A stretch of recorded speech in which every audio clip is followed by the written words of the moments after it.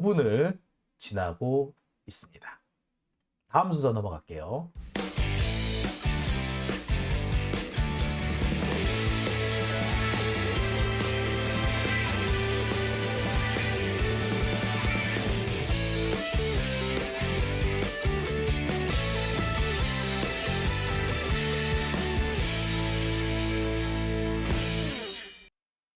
네, 오밤중의 뉴스 함께하고 계신 지금 시간 12시 39분을 지나고 있습니다.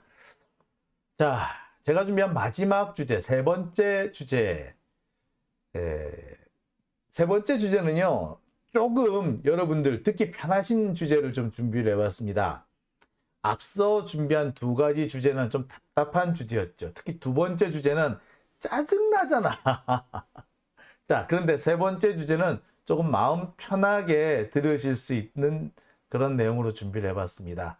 김도 굴복시킨 홍익표입니다. 사실 홍익표 원내대표, 사실 우리 민주시민들한테는 좀 비판도 많이 받았죠. 그리고 의심도 많이 받았던 사람입니다. 특히 좀 애매한 태도를 보인다. 또 수박들처럼 자꾸 역풍 타령 이런 거 한다는 점 때문에 좀 의심스럽다라는 얘기는 많았고요. 저 홍익표 저 자칫 뭐 딴짓 하진 않는지 감시해야 된다라는 그런 분들도 계셨습니다. 그래서 저도 그런 분들의 의견이 틀렸다고 생각하지는 않는데요. 일단 지금은요, 홍익표 원내대표가 잘 싸우고 있는 것 같아요. 잘할 때는 잘한다고 해야 되지 않을까요? 그래야지 못할 때 못한다라고 야단을 쳤을 때 그게 그만큼 효과가 있지 않을까. 시도 때도 없이 못한다고 야단만 치면요, 나중에는 그게 뭐 내성이 생겨가지고 별로 효과도 없어요. 잘할 때 잘한다고 해줘야지, 못할 때 못한다고 비판했을 때 그게 그만큼 잘 먹힙니다. 자, 오늘 그래서 이 홍익표 원내대표 얘기를 좀 해보겠습니다. 김도읍을 굴복시켰어요. 뺀질이죠, 김도읍. 어떻게 보자면 막가파식 정치검사, 이 사람도 검사 출신이지 아마? 자, 이런 막가파식 정치검사의 또 다른 행동 양식인 것 같아.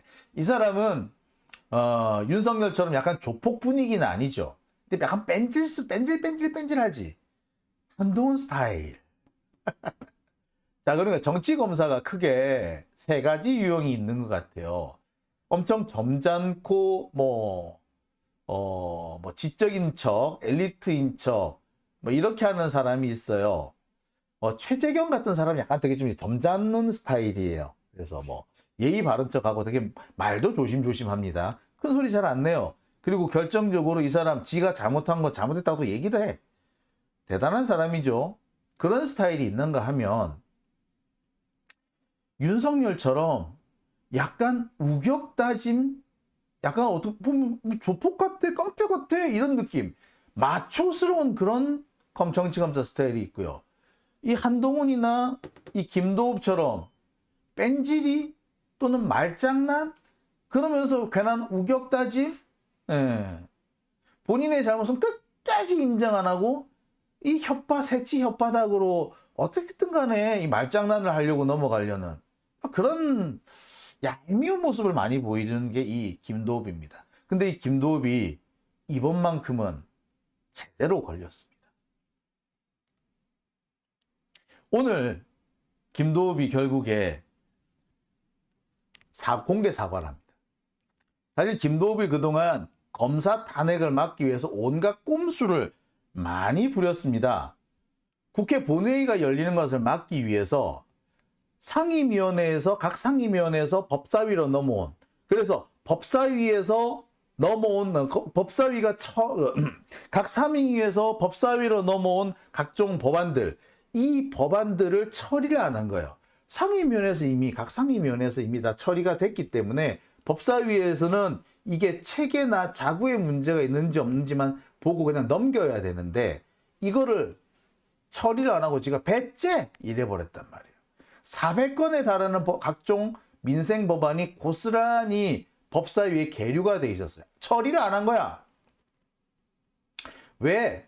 이게 다 본회의에 넘어가면은 본회의를 열 수밖에 없는 이유가 된단 말이에요. 그러니까 본회의를 안 열어도 된다. 왜? 법사위에 아직까지 안 넘어왔거든. 괜히 할 일 없이 왜 법사위, 국회 본회의 왜 열어? 이런 식으로 했던 겁니다. 아니, 근데 탄핵은 탄핵이고 법안 처리는 법안 처리여야지. 근데 김도읍은 이 두 개를 같이 묶은 거죠. 그러니까 검사 탄핵을 막기 위해서 자신이 가지고 있는 법안 처리 권한을 악용을 한 겁니다. 자, 여기 PPT에 오탈자가 있네요. 죄송합니다. 오탈자를 바로 잡았고요. 자, 검사 탄핵을 김도읍이 막으려고 했고, 그 막으려고 하는 수단이 바로 국회 법사위에서 법안 처리를 안 하는 그런 방식을 썼다는 겁니다. 자, 제가 그런 말씀을 드린 적이 있을 거예요. 우리나라 국회 법사위는 마치 상원과 같은 역할을 한다. 일반 상임위원회에서 처리된 모든 법률이 결국에는 다 법사위를 한번 거쳐서 가게끔 돼 있어요. 따라서 법사위가 브레이크를 걸어버리면 상임위원회에서 통과된 법률도 국회 본회의에 못 올라갑니다. 자, 이런 상황을 악용해가지고 이 김도읍이 이 국회 상임위원회에서 이미 처리가 끝난, 그러니까 법사위가 딱히 문제를 삼을 필요가 없는 그런 법안까지 국회 본회의에 안 넘기고 지가 꾹 눌러 앉아 있었던 겁니다. 회의 자체를 안 열어버린 거예요. 왜? 검사 탄핵을 막으려고. 그러니까 김도읍 하나 때문에 우리나라 국회가 올스톱이 돼 있는 상태였던 거죠. 자, 그런데 여기 김도읍이 이런 짓을 하기 위해서는 사실 다른 그렇게 할 수 있는 이유가 하나 있죠. 조정훈 때문이라고. 국회 법사위원회 60%가 요구를 하면은 법사위원장이 회의를 안 열 수가 없어요. 그런데 딱 60%에서 한 석이 모자라는데 그 한 석이 조정훈이다. 그 조정훈은 원래 원내 비교섭 단체 몫으로 지금 배정이 된 건데 조정훈이 국민의힘에 들어가 버렸기 때문에 이 의석을 지금 다른 데 줘야 되지만 조정훈이 지금 버티고 안 내놓는다. 뭐 이런 얘기 제가 말씀을 드렸었습니다. 여하튼 이런 것들을 이용해 가지고, 그러니까 꼼수의 꼼수, 탈법의 탈법을 악용해 가지고 얘네들이 이번에 검사 탄핵을 막으려고 했던 겁니다. 민주당 입장에서는 당연히 이런 행동이 반복이 되지는 않도록 해야겠죠. 그래서 김도읍한테 사과를 요구합니다. 김도읍이 사과를 안 하면 야, 이번에 대법원장 인사청문회 못 열어. 그리고 대법원장 인사청문회 청문위원장 김도읍 하지 마. 김도읍이 하면 우리 또 못 열어. 라고 한 겁니다. 그렇게 되면 어떻게 된다? 예, 대법원장의 공석이 길어지게 돼요. 대법원장 공석이 길어지게 되면 여러 가지 문제가 생깁니다. 지금 헌법재판관들 중에 임기가 끝나가는 사람들이 있는데 이 사람들에 대한 임명이 지금 대법원장이 임명해야 되는 게 몇 개 있어요. 이 사람들에 대한 임명 자체가 늦춰집니다. 그리고 대법관도 지금 임기가 끝난 사람이 있는데 이 대법관 지명도 못하게 되죠. 경우에 따라서는 대법원도 그렇고 헌법재판소도 그렇고 기능이 정지되는 상황이 생길 수도 있습니다. 자, 윤석열 입장에서는 깝깝한 거지. 자기한테 유리한 판결을 내려줄 대법원장인데 이 사람이 가가지고 팡팡팡팡 유리한 판결을 짜자작 내려줘야 되는데 못 오게 막고 있는 거야.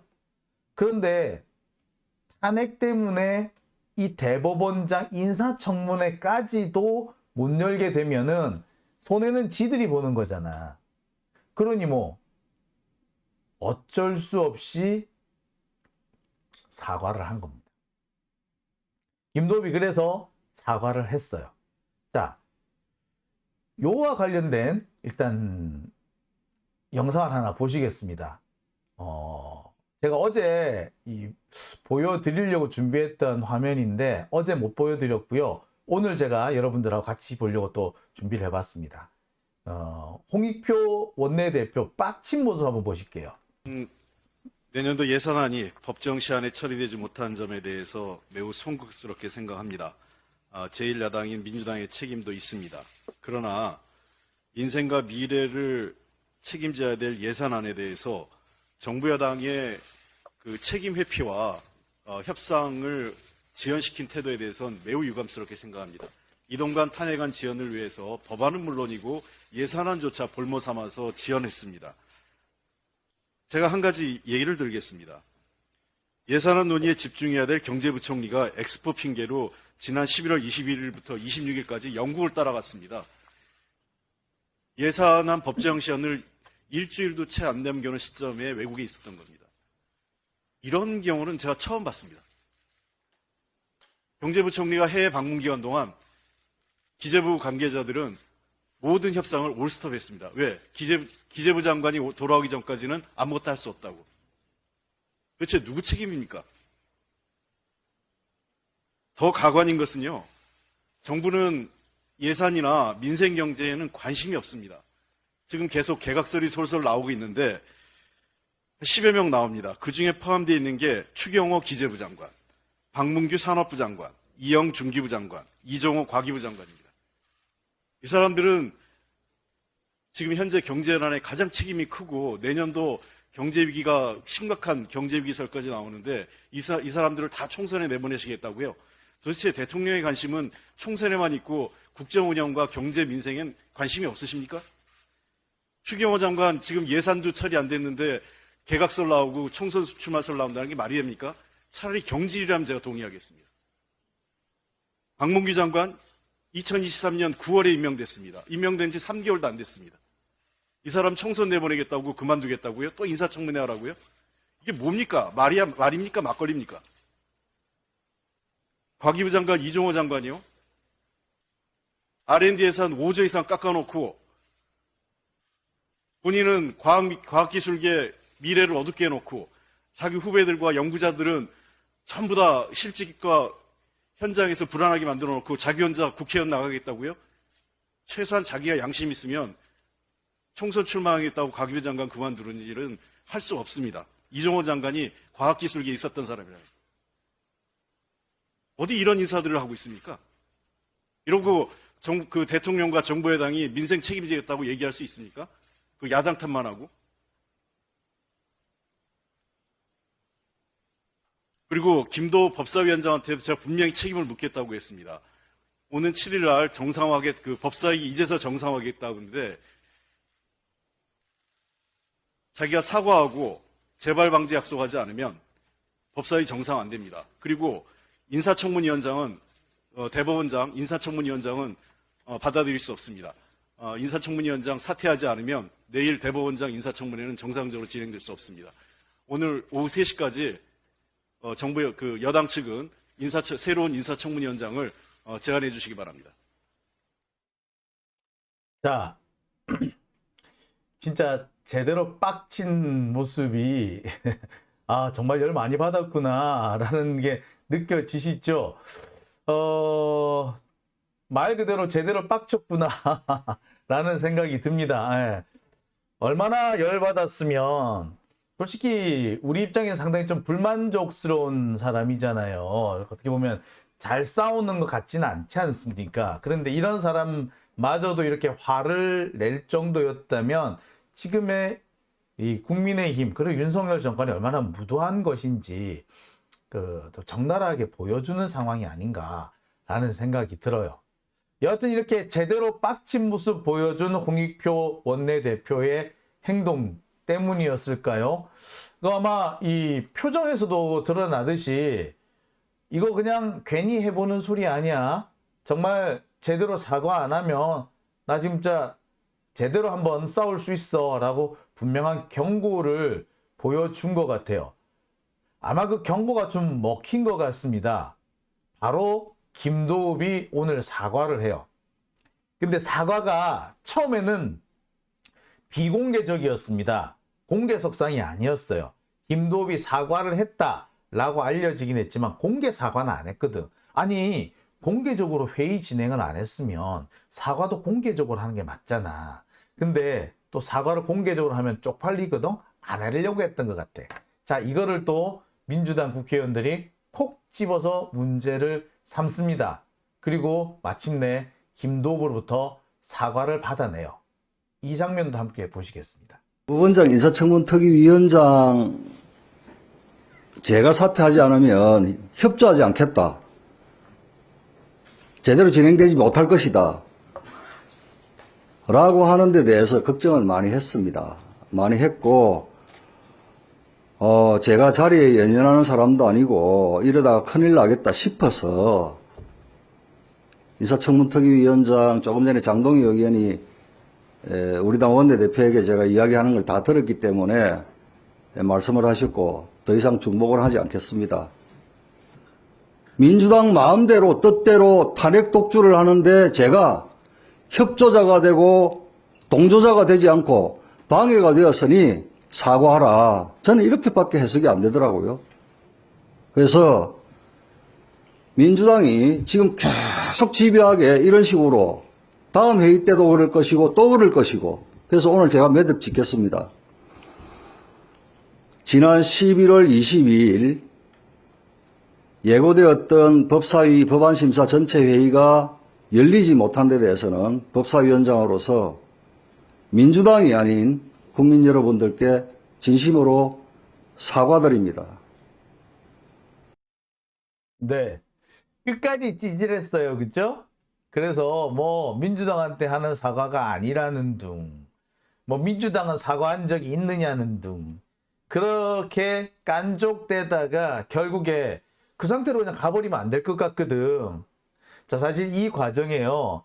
그 소병철 의원하고 이 송기현 의원이 나섭니다. 그래서 소병철 의원이나 송기현 의원이 사과해라. 공개 사과를 해라.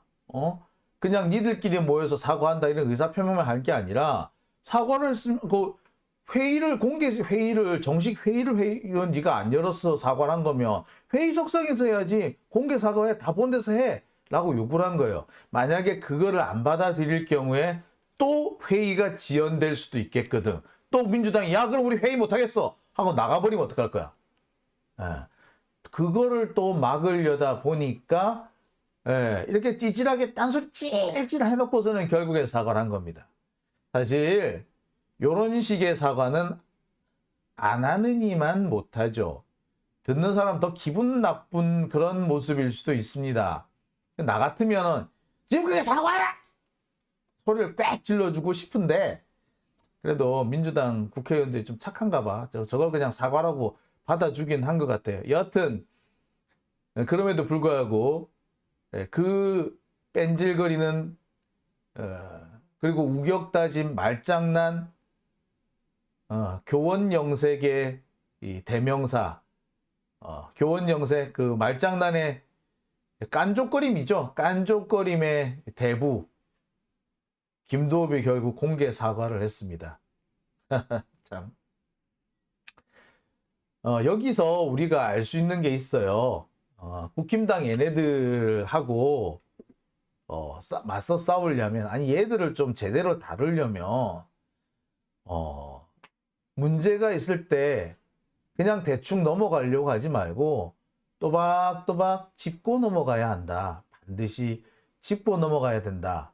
요구할 건 요구하고 넘어가야 된다. 그런 생각이 들어요. 사실 만약에 국회 법사위원장 저 사람이 민주당 국회의원이었고 민주당 국회의원이 저런 식으로 사과를 했다면 아마 국힘당 애들 소리 지르고 난리도 아니었을 거예요. 그런 면에서 보자면 영원히 영 참 답답합니다. 원래 국회 법사위원회에 있어야 할 최강욱 의원, 김남국 의원이 없기 때문에 이런 상황이 생기지 않는가라는 생각이 들어요. 검찰이 최강욱 의원과 김남국 의원을 왜 국회 법사위에서 그렇게 내쫓으려 했는지 한편으로는 이해가 됩니다. 참 김남국 의원 참 억울해요. 그죠? 코인이 뭐 불법도 아니고 뭐 불법했다는 증거가 나온 것도 아닌데 사람 하나 바보가 됐지 않습니까? 이게 바로 검찰의 공작 정치입니다. 이 공작 정치에 이 수구 적폐 언론이 부하내동, 아니 둘이 같이 짰는지도 모르겠다. 공범일 거예요. 공동정범이라고 보는 게 맞을 것 같아요. 이렇게 해서 사람 하나 페인 만드는 거 아닌가 싶어요. 이거야말로 학폭, 우리가 늘 문제 삼고 있는 학폭하고 뭐가 다릅니까? 마치 일진이, 학교 일진이, 불량배 일진이 여기저기 애들 끌어모아 가지고 한 명 따돌리고 바보 만드는 것과 그런 학폭하고 뭐가 다르겠어요? 지금 검찰 정권, 이 수구 적폐 정권의 특징이야말로 학폭스럽다. 어른들의 행동이, 검사라는 놈이, 언론사라는 놈이 이렇게 사람 하나 바보 만들고 집단 왕따시키고 괴롭히는 이런 거, 이런 학폭을 저지르고 있으니 아이들이 보고 배우는 게 뭐겠어요? 똑같은 겁니다. 자, 오밤중의 뉴스 함께하고 계신 지금 시각 1시 정각입니다. 자, 제가 준비한 세 번째 주제는 여기까지입니다.